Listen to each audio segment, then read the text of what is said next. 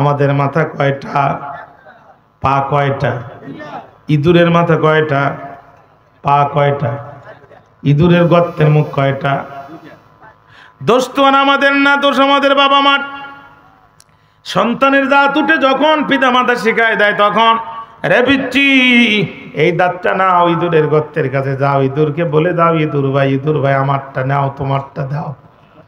আশরাফুল মাখলুকাত, সৃষ্টির সেরা জাত, আল্লাহর দেয়া দাঁত ওর পছন্দ হলো না।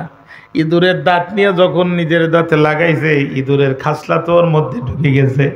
বলতে পারেন হুজুর, ইঁদুরের খাসলাত কি? ইঁদুর গর্তের থেকে উপরে উঠে যা পায় সব নিয়ে গর্তের মধ্যে ঢুকায়। এই ইঁদুরের দাঁত নিয়ে যারাই মন্ত্রী হয়েছিল, জনগণের টাকা তারাই পাচার করেছে।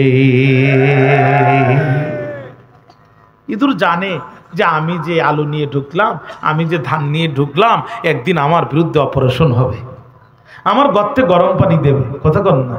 দাও আর বটি নিয়ে দাঁড়ায় থাকবে, গরম পানি সহ্য না করতে পেরে আমি যখনই বাইরে